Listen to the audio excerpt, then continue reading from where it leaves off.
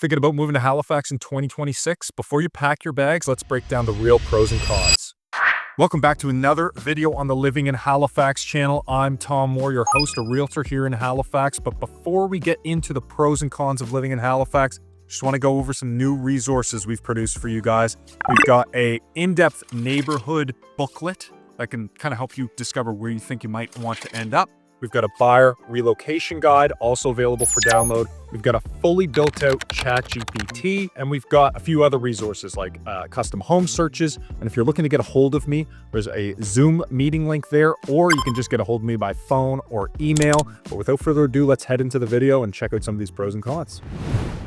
So pro number one is going to be our house prices here in Halifax. When we look at some of the other major Canadian cities like Vancouver, Toronto, Montreal, a few others, you're going to note that the Halifax prices are much cheaper here compared to what you get there. So right now we're hovering right around that $580,000 mark.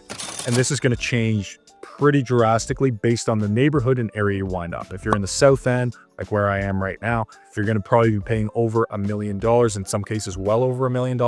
But if you're in one of those smaller neighborhoods, kind of 20 minutes outside of Halifax, you can buy houses kind of in the high fours, low fives, even a little bit lower depending on what you're looking for and the size of that house. So overall, the barrier to entry to purchase a home in Halifax is going to be significantly less than many of the cities across the country. So pro number two is going to be our coastal lifestyle and outdoor activities. Halifax is very fortunate that you are never too far away from the ocean. Actually, the whole province is very fortunate that you're never too far away from the ocean. So that's a really great thing that we get out here. We get that sea, fresh air.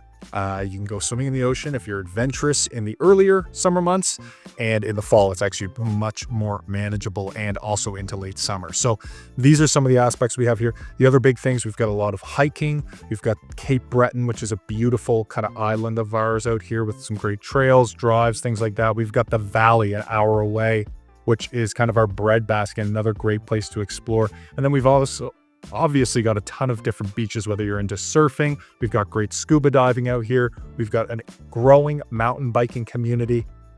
And we've also got things like lakes. We've got a ton of fresh water, and those are some of the best watering holes to take in those warmer months. Now, the other thing that we have obviously is a lot of indoor activities, but the main thing that people will find when they move out here is that our outdoor activities tend to really pack a strong punch. The only thing I guess we might be lacking on is the more mountainous side of things.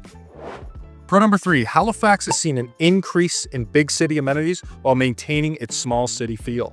Over the last couple of years, we've obviously seen Halifax's population increase as well as the construction increasing with that. Now, when these changes happened, the city decided they were going to start investing more money into the city activities, things like that. We've seen an increase in really high-ticket concerts, high-ticket comedy festivals. We've seen an increase in kind of the sporting environment around Halifax through new sports teams, events surrounding that space, as well as the city improving things like public spaces. So we've got obviously the Commons. We've seen them completely redo the Halifax waterfront over the last 10 years.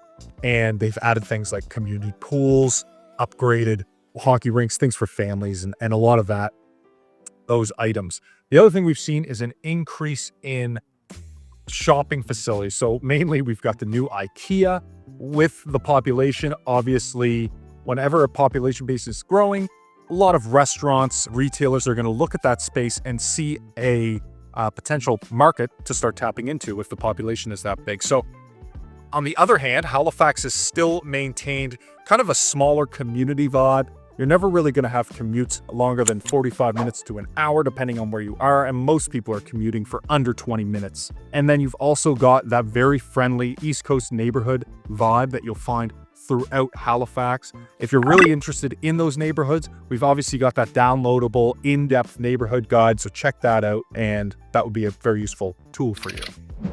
All right, so pro number four, as I just mentioned, Halifax has some great people and some great neighborhoods. Now, Depending on what you're looking for, you're going to have a lot of different options. You can live kind of in very walkable neighborhoods, neighborhoods that are close to downtown, neighborhoods that have a commute under 15 minutes, and neighborhoods that are a little bit further out, but you get a lot of land, big houses. So it really depends on what you're looking for, and the price points are going to change based on that as well. But one thing that people consistently say to me when they move out here from another city, another country, something like that, is that they really enjoy the friendliness, the people, and kind of the community sense that they get in each one of these individual neighborhoods. A lot of it revolves around how you treat it when you move here. There's a lot of Facebook groups, meetups, things like that that are occurring around the city depending on where you are. So one thing that I often encourage people to do when they move to a neighborhood is join one of those Facebook groups, maybe join the Parent-Teacher Association, or get out to some of those community events that are occurring throughout the year. So con number 1 is going to be the traffic situation in Halifax. Now, obviously, Halifax is situated on kind of a peninsula or an island. And with the increase in population that has come to the city over the last while, we've started to see stresses in the main service routes that lead into the city. So this could be the bridges, the specific highways that come onto the peninsula or lead to the peninsula. And it's something to really consider when you're moving here and potentially looking at places that are without traffic, maybe 20, 25 minutes in Halifax, places like Bedford, out the back, and Enfield, and further out, kind of out the back, Strife. So obviously our commute times are not going to be anywhere near to some of these bigger cities like Toronto or anything like that. But we used to be a 20, 30 minute commute. Now could be a little bit longer, maybe a 40, 45 minute. And obviously if there's an accident or something, that can turn it into a little bit longer. So it's something to consider. Halifax does not have the same commute times as they used to. And generally we're seeing people tacking on an extra 10, maybe 15 minutes to the commute, depending on where they're coming from. Okay, con number 2 is going to be the weather. So obviously Halifax is located in Canada. We get all 4 seasons here, and they have been changing a little bit, I would say, over the last couple of years. The winters, everything seems to be pushed back almost like a month. So one thing we've noticed in the summertime is that when July rolls around, it gets hot. We hardly get any rain out here, and it turns into a really beautiful, almost beach-like environment. I would say that summer is now rolling in almost all the way through September and then into a little of October. However, the fall also kicks in around September. You start seeing the leaves falling off and the cool temperatures start to come in early October as well. Wintertime, we get our first snowfall right around the middle of November, sometimes late November, and particularly in the middle of December. And then the snow really picks up, I would say, in mid-January, February as well. The winters tend to be long, they're cold, they're dark. So this is something that people really need to be prepared for. Honestly, if you're moving to Canada at all, it can be a little bit dreary here, a little bit of that seasonal depression disorder. And then finally in the springtime, usually rains quite a bit at the start of the spring. So you're pulling out of that dark and stormy time and then moving into spring. The other kind of unique thing about Nova Scotia is that we do get hurricanes in the fall months. So something to kind of consider if you're moving out here. We don't get too much, like people don't die from hurricanes or anything like that, but you can get a little bit of property damage. And quite frankly, people like just batten down the hatches, have a little neighborhood barbecue if the power goes out, things like that. So all things to kind of consider. So con number 3 is going to be the high rents when compared to the salaries. Now, Halifax has pretty high rents when looking or comparing to some of the other bigger cities across Canada.